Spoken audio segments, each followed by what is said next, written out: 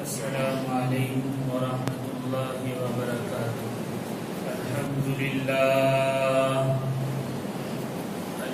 للہ رب العالمین وہدانا بالکتاب المبین والصلاة والسلام علی سید الانبیاء والمرسلین خاتم النبیین محمد بن عبد اللہ الامین وعلى آلہ واصحابہ اجمعین ومن تبعهم بإحسان إلى يوم الدين، اما بعد فاعوذ باللہ من الشیطان الرجیم، بسم اللہ الرحمن الرحیم، ووصینا الانسان بوالدیہ احسانا، صدق اللہ العلی العظیم۔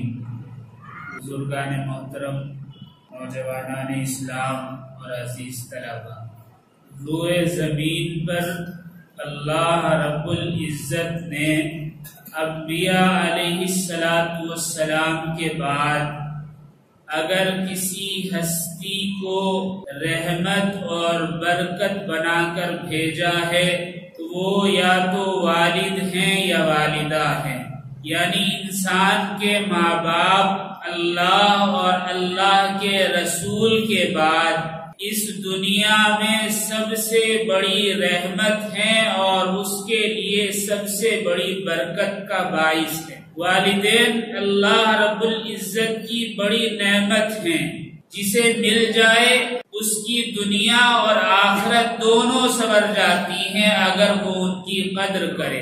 نبی کریم علیہ السلام کی تعلیمات اور قرآن کریم کی آیات میں جا بجا والدین کی فرمانبرداری کی تاکید کی گئی ہے۔ بار بار یاد دلایا جا رہا ہے کہ اپنے والدین کے ساتھ اچھا برتاؤ کرو۔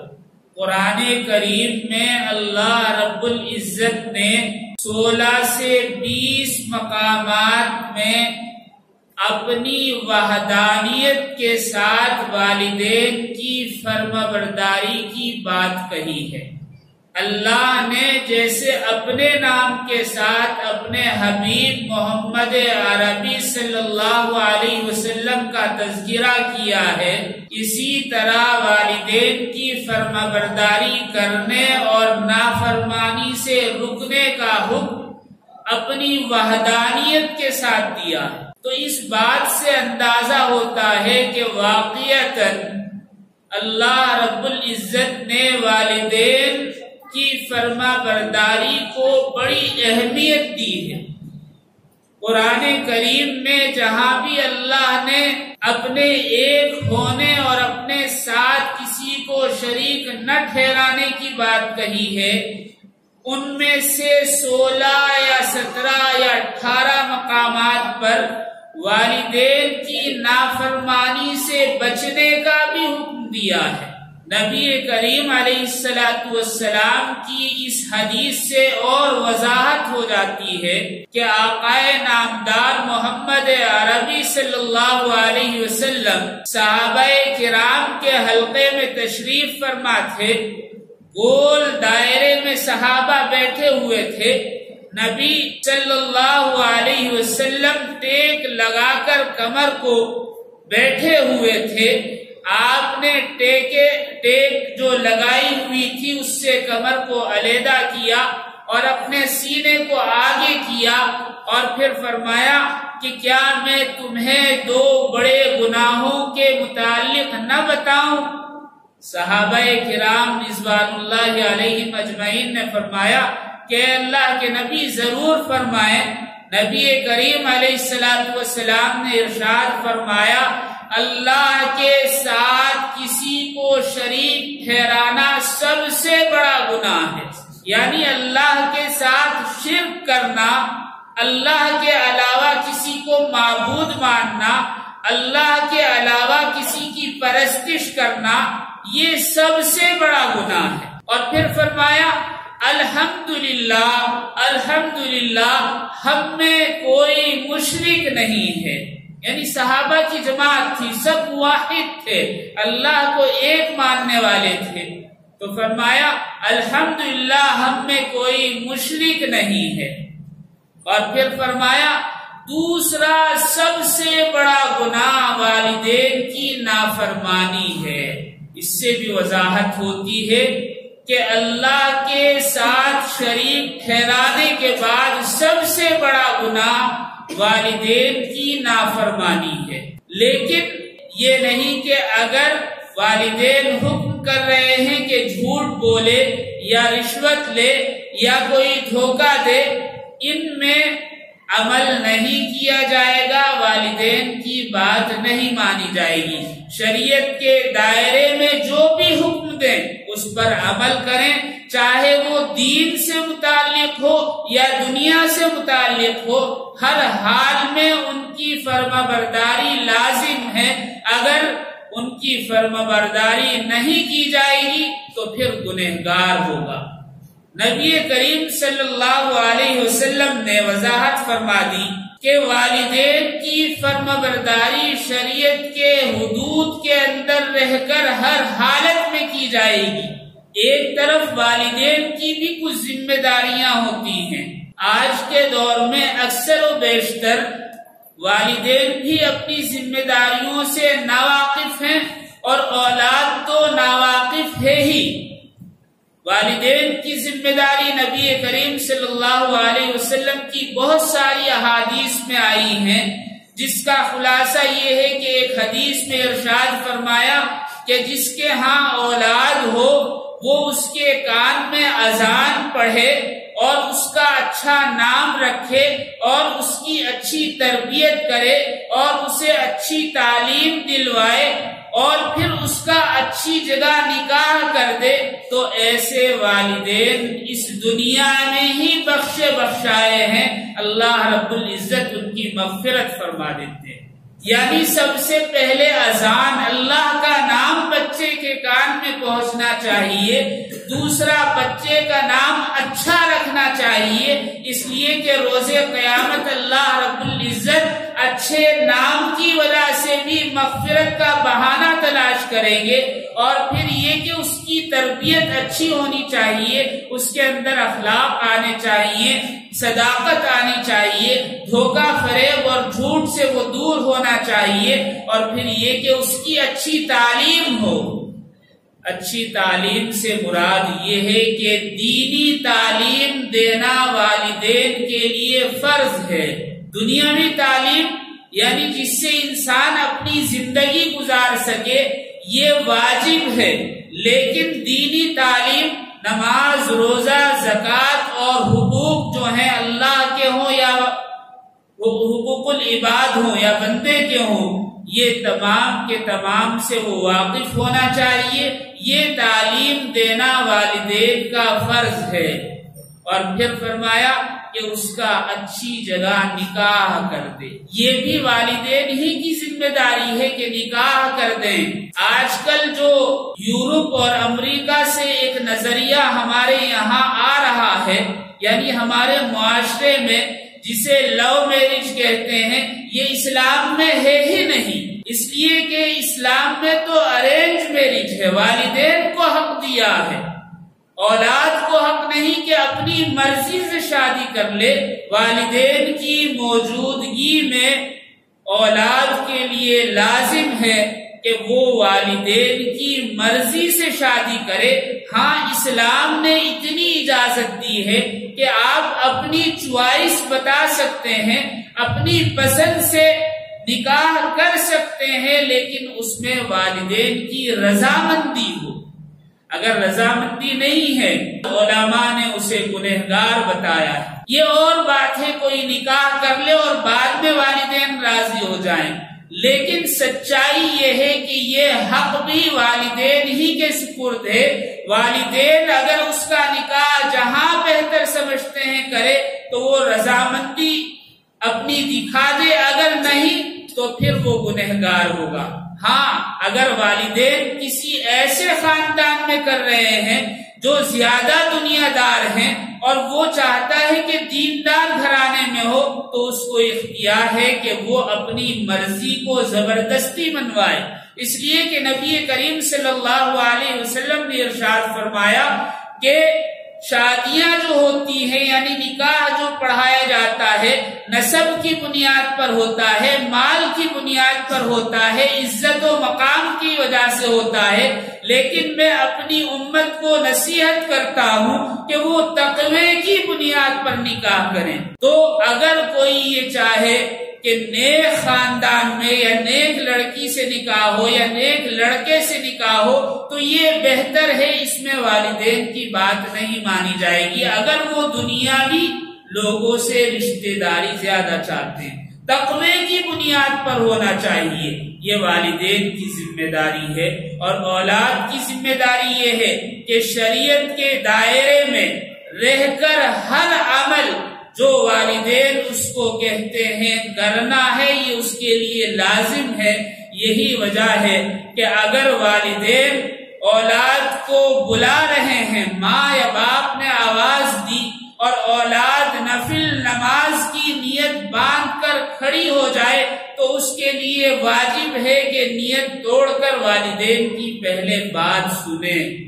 نفل نمازوں میں نبی کریم صلی اللہ علیہ وسلم جب مدینہ ہجرت فرما کر تشریف لے آئے اور اسلام کو اللہ رب العزت نے عروج عطا فرمایا، آخری دور ہے نبوت کا، نبی پاک علیہ السلام نے ایک مرتبہ بیٹھ کر ارشاد فرمایا، کاش میرے والدین میں سے دونوں یا کوئی ایک حیات ہوتے، اور آپ کی رغبت ہے والدہ کی طرف، اس لیے کہ والد کو تو آپ نے دیکھا ہی نہیں تھا، آپ مادر شکم میں تھے اور حضرت عبداللہ اس دنیا سے رخصت ہو گئے، والد کو چونکہ آپ نے نہیں دیکھا تھا، نبی کریم صلی اللہ علیہ وسلم کی زیادہ خواہش اور زیادہ رغبت یہ تھی کہ والدہ حیات ہوتی اور میں فرض نماز کی نیت باندھ کر کھڑا ہوتا، پیچھے سے والدہ آواز دیتی محمد، تو میں نیت توڑ کر کہتا جی امی میں حاضر۔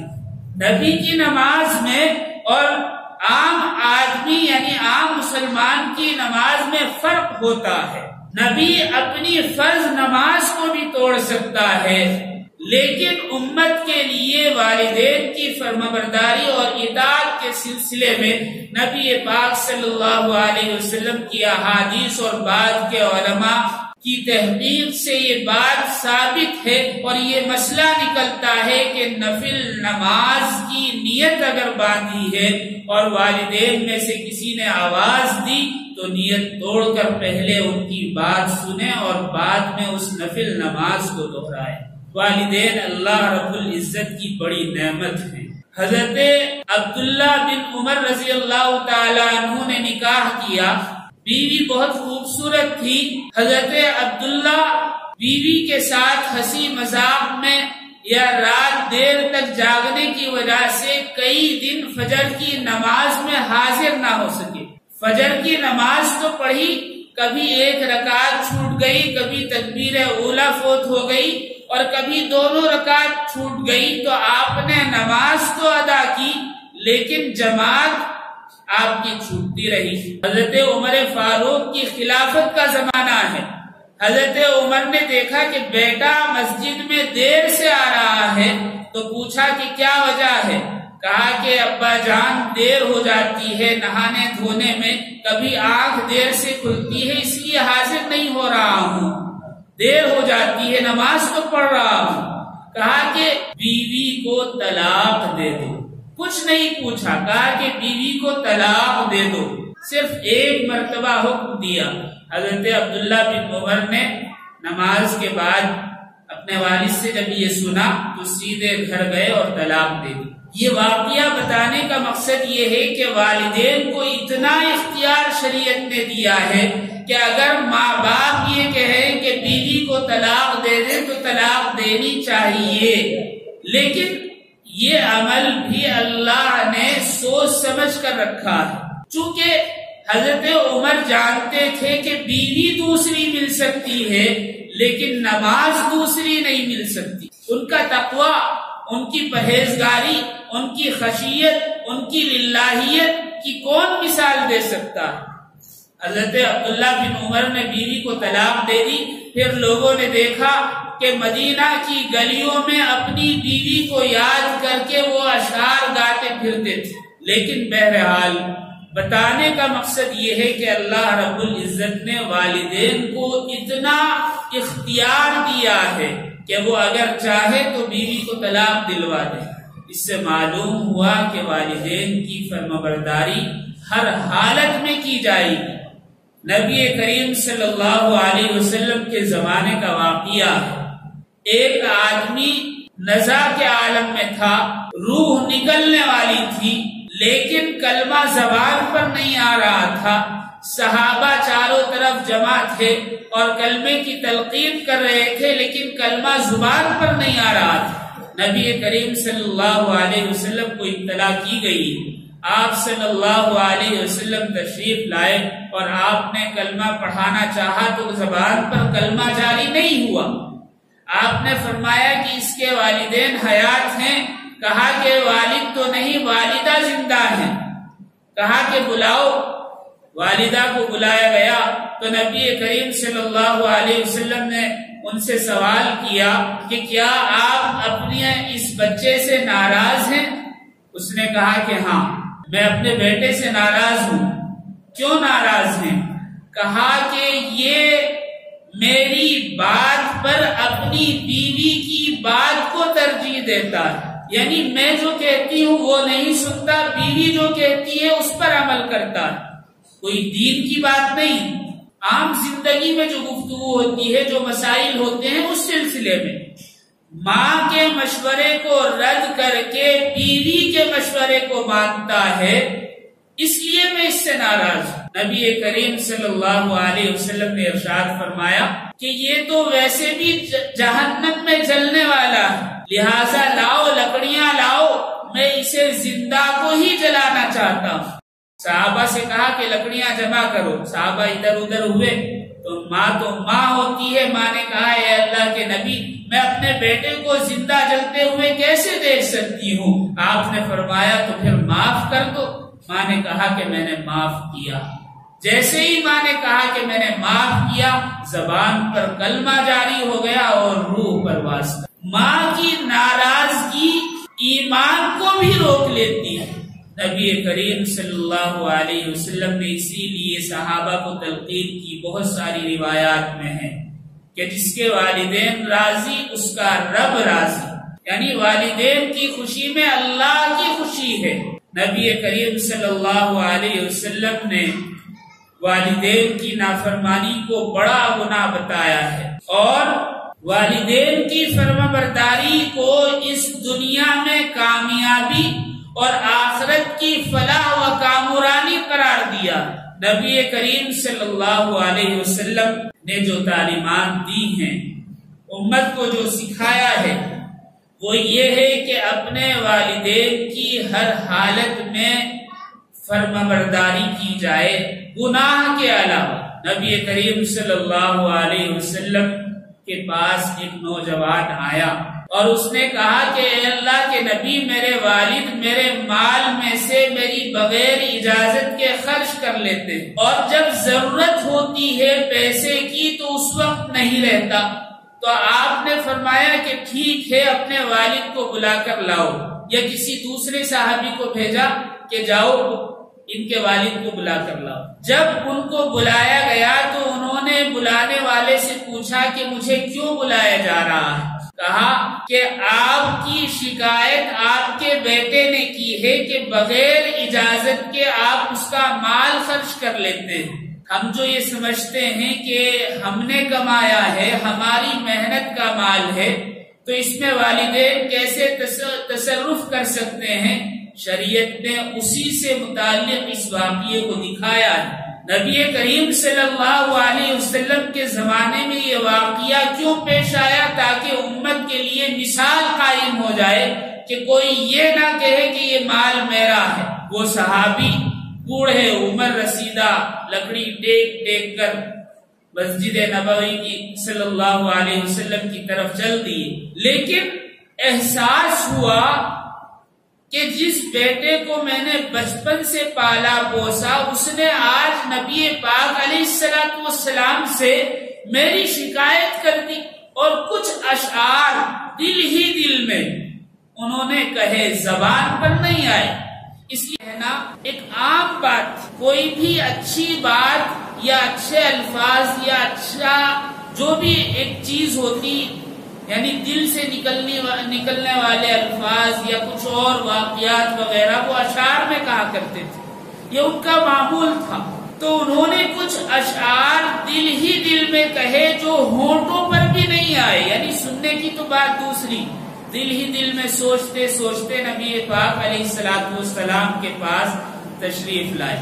آقا نامدار محمد عربی صلی اللہ علیہ وسلم کے پاس جیسے ہی یہ پہنچے، حضرت جبرائیل علیہ السلام تشریف لائے اور کہا کہ اللہ کے نبی، اللہ رب العزت آپ کو سلام عرض کرتے ہیں اور آپ سے یہ فرماتے ہیں کہ ان کا مقدمہ بعد میں سماعت فرمائیں، پہلے ان کے والد سے یہ پوچھیں کہ وہ اشعار جو تم نے دل ہی دل میں کہے، ابھی ہونٹوں پر نہیں آئے، پہلے وہ سناؤ۔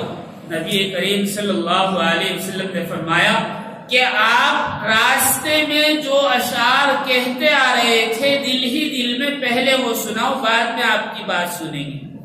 انہوں نے کہا کہ اے اللہ کے نبی، میں گواہی دیتا ہوں کہ آپ اللہ کے آخری نبی ہیں اور رحمت للعالمین ہیں۔ اللہ رب العزت اس طریقے سے ہمارا ایمان بڑھاتے رہتا ہے کہ میں نے زبان پر بھی وہ اشعار نہیں کہے، یعنی ان اشعار کو زبان تک بھی نہیں لایا اور آپ تک اس بات کو پہنچا دیا جو میرے دل کے اندر تھی۔ یہ اللہ رب العزت کی رحمت اور اس کا فضل ہے کہ ہمارے چھپے ہوئے دل کی بات بھی وہ آپ تک پہنچا دیتا ہے۔ ٹھیک ہے، آپ کا حکم ہے تو میں وہ اشعار سناتا ہوں۔ ان صحابی نے وہ اشعار سنائے جو تمام کے تمام آج بھی کتابوں میں محفوظ ہیں۔ بڑے درد بھرے اشعار، بڑی درد بھری داستان، اور ایسے الفاظ کے اردو ترجمہ جب ان کا کیا جاتا ہے تو صحیح سے ترجمہ ہوتا بھی نہیں، لیکن جو ترجمہ کیا جاتا ہے وہ دل چیر دینے والا ہے۔ انہوں نے جو اشعار سنائے اس کا مفہوم یہ تھا کہ اے بیٹے، جب تو پیدا ہوا تو میں نے سونا چھوڑ دیا اور تیری نیند کی وجہ سے ہم نے بستر کو اٹھا کر رکھ دیا، اور تجھے دودھ پلانے کے لیے ہم نے دن اور رات ایک کر دیے، تیری پرورش کے لیے ہم نے اپنا خون اور پسینہ بہایا، اور رات اور دن کی مزدوری کی، تجھے آرام دینے کے لیے ہم نے اپنے آرام کو ختم کر دیا اور اپنی ہڈیوں کو گلا کر تیری ہڈیاں بنائی، یعنی محنت کر کے تجھے کھلایا پلایا اور تجھے بڑا کیا، پروان چڑھایا۔ جب تو انگلی پکڑ کر چلنے لگا تو پھر ہم نے سب کچھ چھوڑ کر تیری تعلیم اور تیری تربیت میں لگ گئے، اور وہ سب کچھ کیا جو ہم سے ہو سکتا تھا، اپنے جسم کو گلا کر تیرا جسم بنایا، محنت مزدوری کر کے تجھے بڑا کیا۔ جب ہم نے دیکھا کہ تیری کمر اکڑ گئی ہے تو ہماری کمر جھک گئی، جب تیرا سینہ سیدھا ہو گیا اور تن گیا تو ہمارے سر نیچے جھک گئے، جب تو لکڑی کی طرح کھڑے ہو کر چلنے لگا، یعنی نوجوان ہو گیا، تو ہمارے ہاتھوں میں لکڑیاں آ گئی، یعنی سہارے سے ہم چلنے لگے، اور جب تو بڑا کڑیل جوان ہو گیا تو ہم کمزور ہو گئے۔ جب ہم نے سوچا کہ اب تو اسی طرح ہمیں لے کر چلے گا جیسے ہم تیری انگلی پکڑ کر چلا کرتے تھے، تو اس وقت ہم نے دیکھا کہ تو ہم سے دور ہونے لگا، اور جب ہم نے دیکھا کہ اب تیری مدد کی ہمیں ضرورت ہے، لیکن تو نے ہم سے نظریں پھیر لی اور اپنی دنیا میں مشغول ہو گیا، تو ہم بے سہارا رہ گئے۔ ہم نے بچپن میں یہ سوچا تھا کہ تو ہمارا بیٹا ہوگا اور ہم تیرے والدین ہوں گے، لیکن یہاں تو الٹا ہوا کہ آج تو ہمیں اپنا غلام سمجھتا ہے اور خود کو مالک سمجھتا ہے۔ یہ میری کیسی بھول تھی کہ میں نے تجھے بیٹا سمجھا اور تو نے مجھے غلام سمجھا۔ اور بھی بہت ساری باتیں، اس کا تو صحیح ترجمہ ہوتا ہی نہیں ہے، یعنی اتنے گہرے الفاظ ابھی وہ سنا ہی رہے تھے۔ نبی پاک صلی اللہ علیہ وسلم کے سینے سے ایسی آواز جیسے ہانڈی ابلتی ہے، ایسی آواز رونے کی آئی۔ صحابی چپ ہو گئے، نظریں اٹھا کر دیکھا، نبی رحمت صلی اللہ علیہ وسلم کی آنکھوں سے آنسو جاری ہیں، اور آپ نے غصے کے عالم میں، غیظ کے عالم میں کھڑے ہو کر اس نوجوان کی گردن پکڑ لی اور اس کو جھنجھوڑتے ہوئے کہا کہ تو اور تیرا مال تیرے باپ کا ہے، تو اور تیرا مال تیرے باپ کا ہے، تو اور تیرا مال تیرے باپ کا ہے۔ یہ آج ہر نوجوان کے، ہر اس فرد کے لیے ہے جو یہ سمجھتا ہے کہ میں نے اپنی محنت سے کمایا تو یہ مال میرا ہے، میں نے جدوجہد کی، میں نے دن رات ایک کیے، میں نے اپنے دماغ سے، اپنی محنت سے، اپنے ہاتھوں سے کمایا، تو اس میں میرے والدین کا کوئی حق نہیں۔ یہ واقعہ انہی لوگوں کے لیے، والدین کو اختیار ہے کہ وہ جیسے چاہے بچوں کے مال میں سے خرچ کر سکیں۔ ہاں یہ اور بات ہے کہ اگر والدین ایسے ناجائز کام کے لیے لیں، جیسے کہ کوئی کسی کا باپ شرابی ہے، شراب کے لیے لے، یا کوئی اور اسی طرح ناجائز کام کے لیے، تو اس رقم کو روک لینا چاہیے، نہیں دینی چاہیے۔ لیکن باقی چیزوں میں، چاہے دنیا کے لیے ہو یا دین کے لیے، اگر والدین رقم خرچ کرتے ہیں بچوں کی رقم، تو پھر اس میں روک نہیں سکتے، وہ دینا ضروری ہے۔ آج بھی عربوں میں والدین کی قدر کی جاتی ہے۔ نبی کریم صلی اللہ علیہ وسلم کی تعلیمات سے انہوں نے وہ سب کچھ سیکھا جو آج تک ہم نے نہیں سیکھا۔ بہت پرانا واقعہ نہیں، چند سالوں پہلا واقعہ آپ کے سامنے بیان کرتا ہوں۔ ایک بدو یعنی دیہاتی کھیڑے کا آدمی، اس نے مقدمہ دائر کیا عدالت میں اپنے بھائی کے خلاف کہ یہ میری ماں کو اپنے گھر لے جانا چاہتا ہے۔ ظاہر سی بات ہے، جب بھائی ہے تو وہ اس کی بھی ماں ہے۔ ایک دیہاتی عرب نے مقدمہ دائر کیا کہ میری ماں کو میرے گھر سے میرا بھائی شہر لے جانا چاہتا ہے، لیکن میں بھیجنا نہیں چاہتا۔ تو جج نے کہا کہ ٹھیک ہے، دونوں کا مقدمہ سنا جائے گا، دونوں کی بات سنی جائے گی اور فیصلہ دیا جائے گا۔ تو دونوں کے دلائل سنے تو جج نے کہا کہ بات سمجھ میں نہیں آ رہی ہے، کام کرو اپنی ماں کو لے کر آؤ۔ وہ دیہاتی پرانی سی کار میں ایک چھوٹا سا کارٹون رکھ کر لایا اور عدالت میں وہ کارٹون اٹھا کر لایا اور اس نے جج کے سامنے رکھ دیا۔ جج نے اس کارٹون میں جھانک کر دیکھا تو 120 سال کی ایک بوڑھی نحیف عورت کمزور لاغر بیٹھی ہوئی چھوٹے سے کارٹون میں آ گئی۔ جج نے کہا کہ اس کے لیے تم مقدمہ دائر کر رہے ہو؟ کہا کہ ہاں۔ کہا کہ کیوں رکھنا چاہتے ہو؟ تو اس دیہاتی نے کہا کہ میری جو کچھ دولت ہے یہی ماں ہے، میں چھوٹا سا کسان ہوں، تھوڑی سی کھیتی باڑی کرتا ہوں اور میرا کل سرمایہ یہی ماں ہے، اس کے علاوہ میرے پاس اور کچھ نہیں ہے۔ بڑے بھائی نے کہا کہ ماں اتنی کمزور ہو گئی ہے، اتنی بیمار رہنے لگی ہے کہ اب اس کا گاؤں اور دیہات میں رہنا ٹھیک نہیں ہے۔ میں مالدار ہوں، میرا گھر بڑا ہے، میرے پاس ملازم ہے، اور جب کبھی ماں بیمار ہو تو میں رات کو بھی اس کو ہاسپٹل لے کر جا سکتا ہوں۔ یہ سہولت شہر کے اندر ہوتی ہے، گاؤں کے اندر نہیں ہوتی، اور ماں کے لیے میں جتنا چاہے پیسہ خرچ کر سکتا ہوں، مجھے اللہ رب العزت نے دیا ہے۔ اور چھوٹا بھائی جس کے پاس ماں ہے، یہ اب سے نہیں 10 سال سے اس کو اپنے پاس رکھے ہوئے ہے۔ اب پتہ نہیں اور کتنے دن یہ ماں زندہ رہے گی، اب مجھے بھی خدمت کا موقع ملنا چاہیے، ماں کو میں اپنے ساتھ لے جانا چاہتا ہوں۔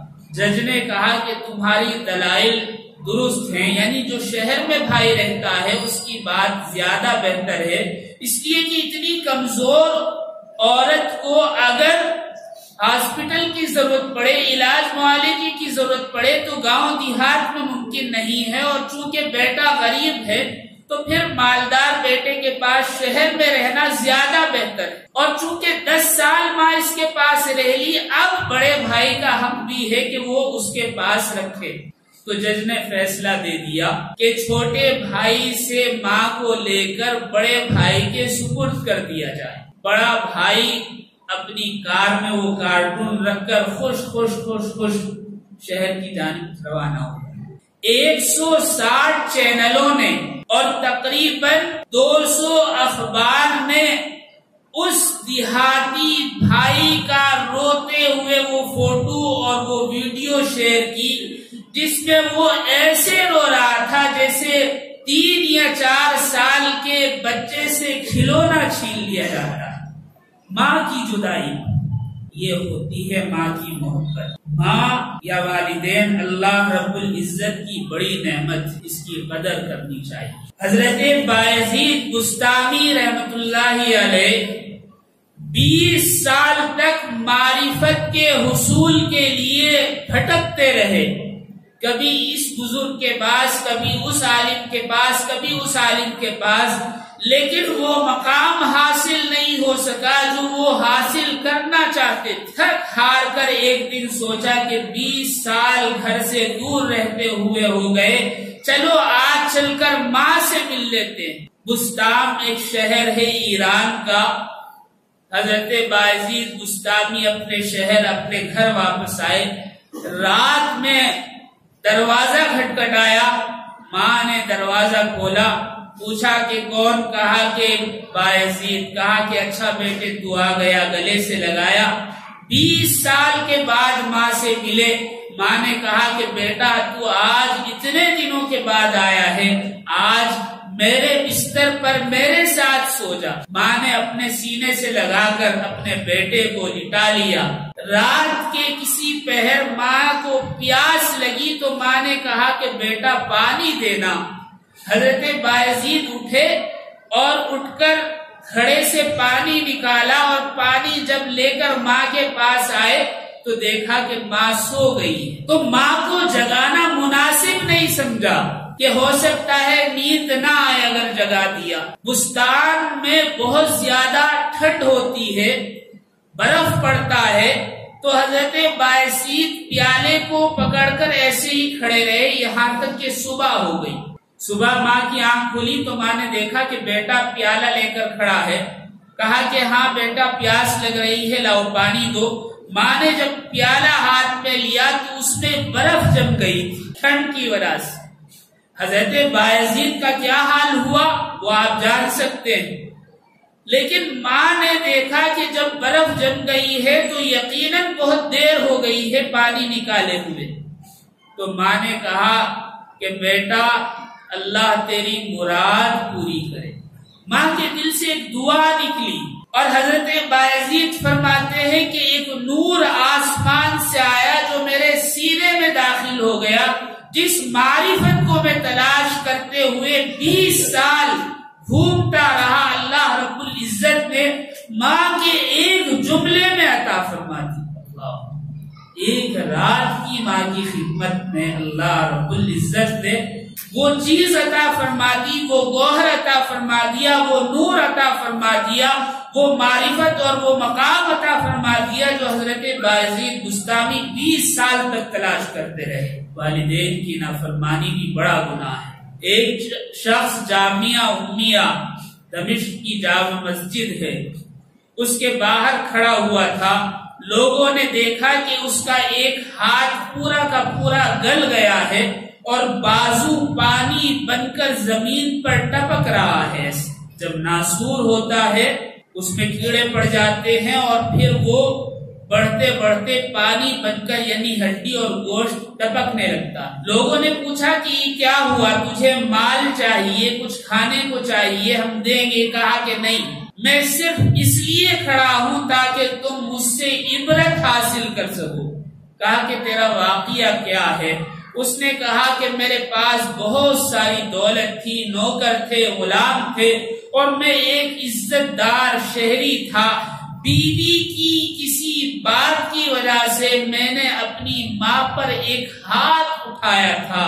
اس رات سے لے کر آج تک یہ پورا ہاتھ گلتے گلتے جسم تک پہنچ گیا، اور میں یقین رکھتا ہوں کہ میرا سارا جسم اسی طرح گل کر پانی بن کر بہہ جائے گا، اس وجہ سے کہ میں نے ماں پر ہاتھ اٹھایا.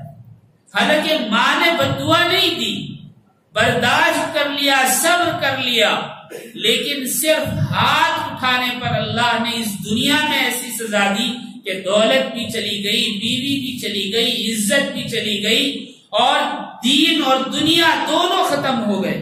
اللہ اکبر. اللہ تعالی ہم سب کی حفاظت فرمائے. نبی کریم صلی اللہ علیہ وسلم نے والدین کے ساتھ کیسا برتاؤ کرنا ہے یہ سب سکھایا ہے.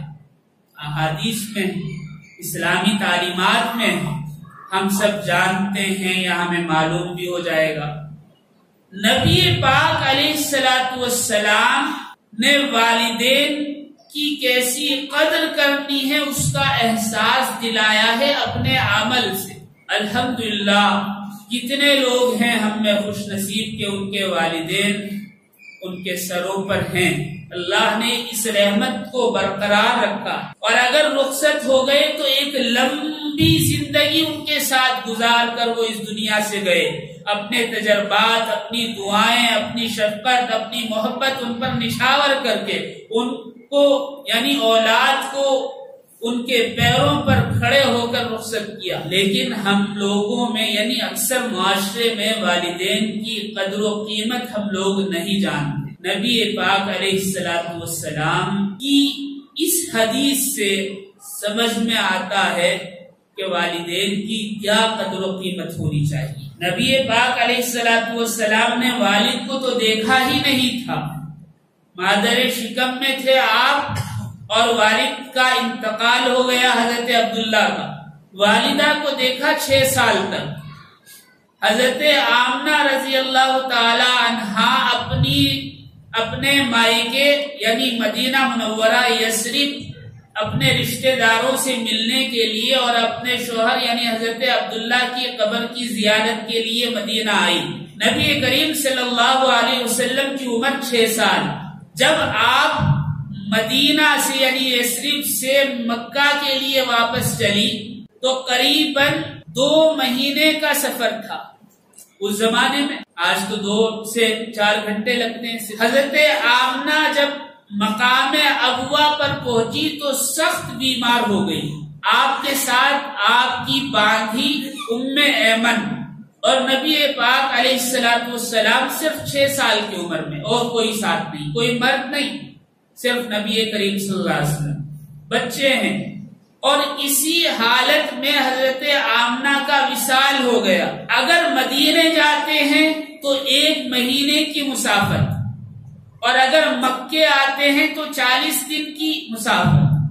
تو بیچ میں ہے، نہ ادھر جا سکتے نہ ادھر جا سکتے. کوئی آس پاس آبادی بھی نہیں کہ کہیں سے کوئی مدد لے لے. حضرت ام ایمن آپ کی باندھی نے چونکہ اتنی سخت مٹی اور ایسی پتھریلی زمین کے قبر کھود نہیں سکتے، حضرت ام ایمن نے حضرت آمنہ رضی اللہ تعالی عنہا کو لٹا کر ایک کنارے پر پہاڑ کے نشیب میں اوپر سے پتھر رکھ دیے.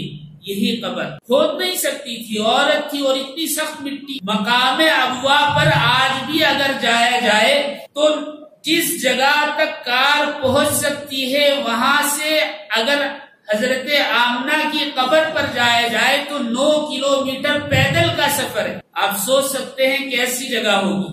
نبی کریم صلی اللہ علیہ وسلم گھٹنوں میں ایسے سر دے کر 6 سال کی عمر ہے آپ کی، رو رہے ہیں والدہ کو یاد کر کے. والدہ کا وصال ہو گیا اور پتھروں میں آپ کو دفنا دیا۔ حضرت ام ایمن نے نبی کریم صلی اللہ علیہ وسلم کا ہاتھ پکڑا اور کہا کہ چلو مکہ کی طرف۔ جب اونٹ کے پاس آئے پہاڑ کے نیچے نشیب میں، تو نبی پاک صلی اللہ علیہ وسلم کو والدہ کی محبت نے جوش مارا اور پھر آپ حضرت ام ایمن کا ہاتھ چھڑا کر بھاگے اور پھر جا کر قبر مبارک پر ایسے گھٹنوں میں سر دے کر رونے لگے۔ ملازم ہی ہوتا ہے، وہ چاہے کچھ بھی کر لے، رشتہ داروں کی یا والدین کی بات نہیں آتی۔ حضرت ام ایمن نے کس طرح 6 سال کے نبی پاک صلی اللہ علیہ وسلم کو سنبھالا، اور 40 دن کی ہم لوگ آپ صلی اللہ علیہ وسلم کا کیا حال ہوا۔ کوئی رشتہ دار نہیں، حضرت ام ایمن اور کوئی بھی نہیں۔ پورے 57 سال کے بعد جب آپ کی عمر 63 سال ہوئی اور آپ نے مکہ کا رخ کیا، اس وقت نبی پاک علیہ السلام کو اسی طرح اپنی والدہ یاد آئی، اور نبی کریم علیہ السلام چلتے ہوئے اونٹ کو روکا نہیں، چلتے ہوئے اونٹ سے کود کر اترے اور جنگل میں بیابان میں اپنی والدہ کی قبر کی جانب بھاگنے لگے۔ صحابہ نے دیکھا کہ آپ تنہا جا رہے ہیں تو کہیں ایسا نہ ہو کوئی دشمن حملہ کر دے، پیچھے گئے، دیکھا نبی کریم صلی اللہ علیہ وسلم والدہ کی قبر پر 2 زانوں بیٹھے ہوئے ہیں، اور وہی کیفیت جو 6 سال کی عمر میں تھی، دونوں گھٹنوں میں اپنے سر کو رکھے ہوئے رو رہے ہیں۔ 63 سال کی عمر میں وہی کیفیت۔ صحابہ نے کہا اے اللہ کے نبی، قافلہ آگے جا رہا ہے۔ کہا کہ میں نہیں جاتا، میں یہیں رہوں گا۔ نبی پاک علیہ السلام کی آنکھوں سے آنسو جاری ہیں۔ کیا کیفیت ہوگی ہم نہیں جان سکتے۔ آپ نے اپنے رب سے کیا مانگا، اللہ نے آپ کو کیا دیا، ہم نہیں جانتے۔ روتے ہوئے نبی کریم صلی اللہ علیہ وسلم تشریف لے گئے۔ صحابہ نے جب دیکھا کہ آپ آگے بڑھنے کو تیار نہیں ہیں تو کہا کہ رک جاؤ۔ صحابہ نے قافلے کو روک لیا، وہی پڑاؤ ڈال لیا۔ پوری رات نبی کریم صلی اللہ علیہ وسلم اپنی والدہ کی قبر پر بیٹھے رہے، اور پھر اگلے دن صبح فجر کے بعد وہاں سے واپسی ہوئی تو نبی پاک علیہ السلام ہنستے ہوئے تشریف لائے۔ یہ ہے محبت، یہ ہے قدر، اور سچی بات یہ ہے زندگی میں والدین کی قدر نہیں ہوتی۔ انہوں نے جو کہا مانتے ہیں، کبھی نہیں مانتے، ایسا چلتا ہے، لیکن اولاد والدین کا حق ادا کر رہی ہے یا نہیں، یہ اس وقت پتہ لگتا ہے جب والدین اس دنیا سے رخصت ہو جاتے ہیں۔ اس لیے کہ والدین کو اگر ایصال ثواب کر رہے ہیں تو پتہ لگتا ہے کہ حقیقتاً یہ والدین کا فرمانبردار ہے یا نہیں۔ اگر نہیں ہے تو پھر لاپرواہی برتتے ہیں۔ اللہ تعالی ہم سب کو عمل کی توفیق عطا فرمائے اور والدین کی صحیح خدمت اور صحیح حقوق ادا کرنے کی توفیق عطا فرمائے۔ وآخر دعوانا ان الحمدللہ۔